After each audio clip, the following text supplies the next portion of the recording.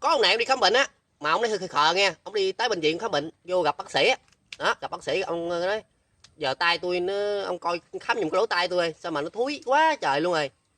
Vô tới khám phải không, thì bác sĩ cũng khám cho ông xong á, khám xong rồi cũng kê cho một đơn thuốc, một là uống một tuần á, tuần sau ông tái khám lại.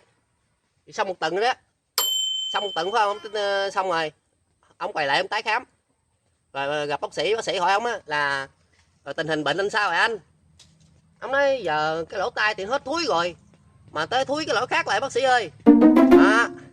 Rồi bác sĩ hỏi ông á, bác sĩ hỏi ông á là cái lỗ nào, cái lỗ nào mà thúi với anh, thì ông mới không nói là còn cái lỗ đít đó bác sĩ ơi. Còn lỗ đít rồi xong bác sĩ nói cái lỗ này cha nội tôi còn chỉ không hết ông nội ơi.